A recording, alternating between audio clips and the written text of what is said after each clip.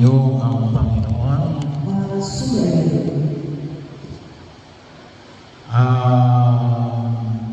Talinaga ng lago na may puno ng igos sa kanyang ubasan. Sabi nga po yung puno ng igos. Mayroon daw tayong variety ng igos. Pero po sa Israel, common po ito. Kaya na dito hindi namin pinapansin. Kaya may nag-research. Sabi ng iba ay meron tayong 10 variety. Pero nakita ko lang po dito ay ito. Anong katulad ng igos? Fig tree sa wikang English. So, balite. Yung balite pala ay igos pala yun. Yung pusyong, hatana, laglog, nyog-nyog, kung tawagin, yung kinakain ng dahon. Yung dahon na yung malambot, sagis, sagusais, tubog o tibig. So, ang endemic ko sa atin ay itong pusyong at nyog-nyog. So, kung tutusin po, ay mayroon dito mga nakakain. Kaya lang hindi natin masyadong kasi bahagi yun, Kung minsan, mayroon dito yung tinatawag na yung parang pang-istis, hindi ko lang alam kung alin dito yung pinakagamit na salita. Tawag ko minsan sa iba ay yung medyo yung tawag sa north. But anyway, ito po yung pitong variety na fig tree sa atin. Kaya hindi mo masyado natin napapansin. Pero mayroon sa atin. Hindi ko lang alam kung sa Israel ay ito yung variety. There are around almost 800 varieties ng igos sa buong daigdig. Pero ito po, ay may bunga. Nagkataon din na kuntusin ay nag-iba'y matamis, iba ay hindi. Bahagi yun na ito ay nakatanim sa ubasan. Bahagi yun, kapag medyo malaki ito, mayroong tayo na iba'y malaki, iba'y maliit lamang, hanggang 70, pero iba na mas mataas. So, ibig sabihin, anong sabi nito? Hindi na bumunga. Kaya anong sabi ng may-ari ng ubasan? Tanggalin na yan. Bakit? Nakasisikip lang yan. Kasi po yung ubas. Yung ubas ay kinakailangan yan ay tinatamaan ng init ng araw. Bahagi yun. Kaya kasi itong igos, meron na palang meron ng mga variety na hindi ko lang alam kung yung variety na yun ay imported. Meron na rin yung nagtatanim at nagmamarket ng igos sa Palawan, sa Pampanga. Bahagi yun na kung saan ay makita ko namin. Pero kapag po yung puno ng igos sa loob ng ubasan, sabi nga dito, nakasisigil lang yan. Yan ay it's consuming additional space na dapat ay pwede pang taniman na bubas. Pero anong sabi ko na katiwala, bigyan pa natin ng 1 taon. Kasi 3 taon na hindi na bumuha. So, ibig sabihin, yung 3 years dapat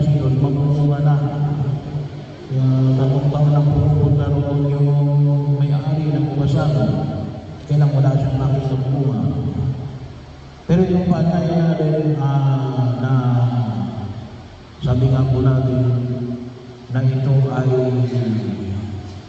hukayan, lagyan ng padaba at pakasakaling mamunga. Yung paanyaya ng Diyos sa ating ngayon na tayo lahat ay mamunga ng sagana, siksik, liglig at umahapon pa. Yun ang biyaya na huwag natin kalimutan bilang mga anak ng Diyos na ipinaglilipay sa atin mula nung tayo ay sinakit na Jesus sa pamagitan ng kanyang paghihirap, pagkamatay, at muling pagkabuhay na ating pinapakinabang at wala nung tayo binyagan. Kailan, sabi nga natin, bakit hindi natin natatanggap? Gawa ng kasalanan. Yun ang epekto ng kasalanan. Kaya nga sinabi ng Diyos kay Moises, kung nakita niya ang lumalagad na puno, ang sabi niya ay alisin mo ang iyong sapin sa paa, sapagkat banal ang iyong tinatatayuan.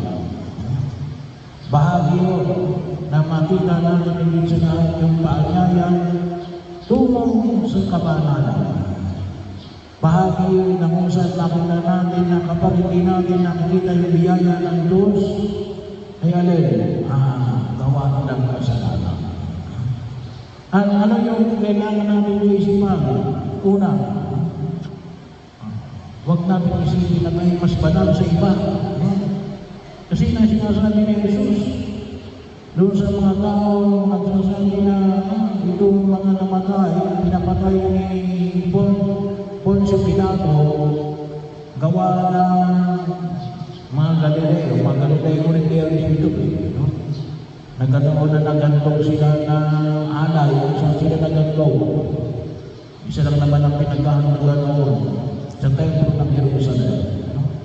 Hindi sila pwedeng magantong sa mga sinagoga. Tanging sa templo lamang ng Jerusalem. Nandun yung seat ng power ni Pilato. Kaya nakita niya yung 10 rebelde, anong ginawa niya? Pinapatay niya habang nag-aalay. O yung 18 na na nabagsakan ng tore ng Siloe. Ano sabi niya? Itong mga tao ito na dumanas ng mga trahedya, hindi na ulugan na mas makasalanan yan kaysa sa mga taga-Jerusalem at ng mga taga-Siloe.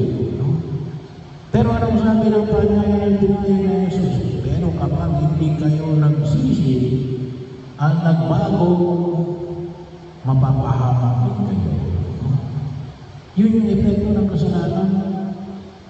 Iniligtas tayo ng Diyos mula nung tayo bininyagan at patuloy na pinanganyaya sa atin na nawa, hindi natin papinapakan yung biyaya ng kanyang paghihirap, pagkamatay at muling pagkabuhay. Kaya ba't hindi natin natatanggap?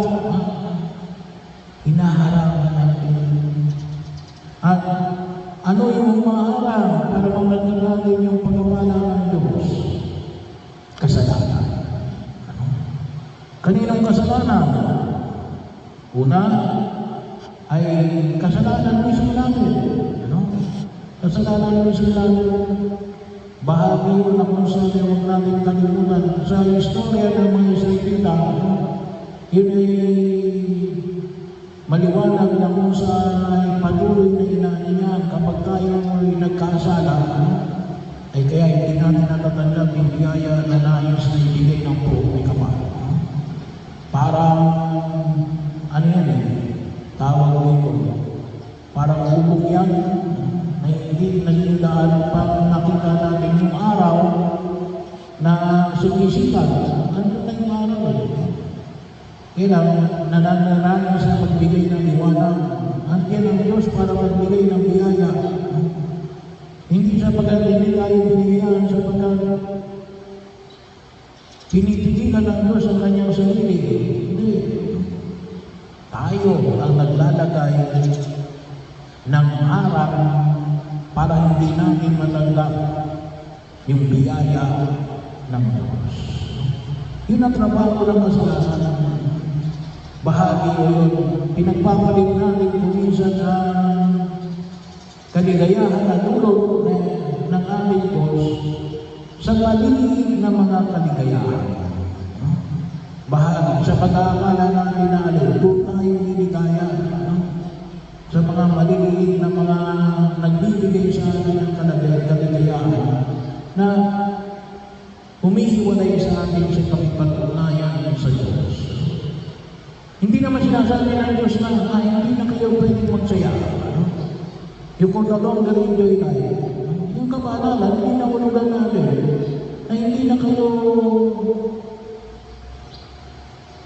daranas ng kaluwalhatian at kaginawa ng kaligayahan. Hindi na ulugan na kapag kayo ay nagsaya, nagkakasala kayo. Piliin natin ang mga bagay na nagbibigay sa atin ng kaligayahan. May mga bagay na nagbibigay sa atin ng kaligayahan pero nagdudulot ng pagkakasala. Pwede ba tayong lumigaya na hindi nagkakasala? Pwede. No? Depende na lang sa ating gagawin. Alam naman natin yung mga ipinagbabawal at yung mga ipinahintulot sa atin. Kaya kung minsan, nagkakaroon kayo ng idea na yung kagalakan ay makakapit lamang natin kapag tayo ay nagkakasala. Tama, pansamantala. Pero ang tunay na kaligayahan ng tulong na Yesus ay pwede mong pakinabangan hindi lamang sa langit, kahit dito sa lupa. As long as you do not sin. Yun ang sabi ni St. Del Bosco, enjoy, but do not sin. Pangalawa, saan pa tayo nakita ng kaninang pagkasalanan? Kasalanan ng ating mga mahal sa buhay. Kasalanan ng ating kasambahay. Bahagi yung akala natin, sin is very personal.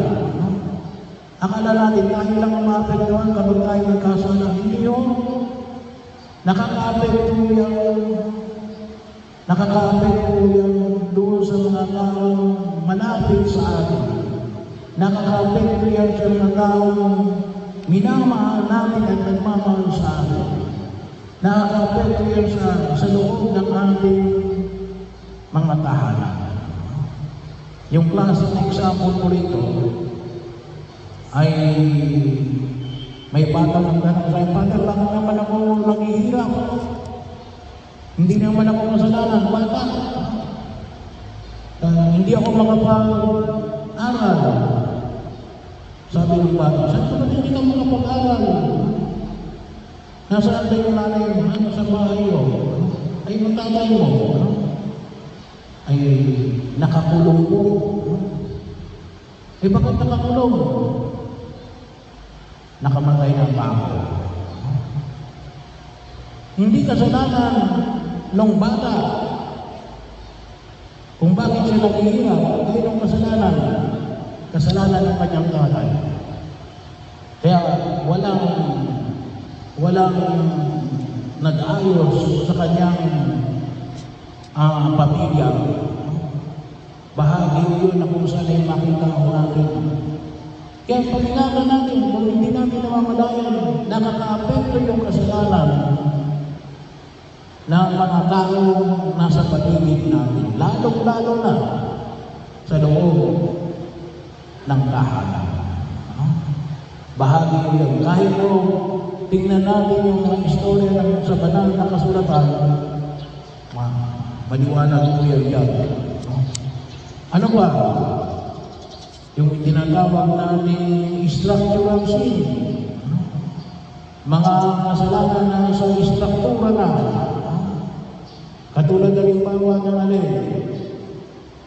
Kung mayroon nung nabanggit yung mayor ng Baguio.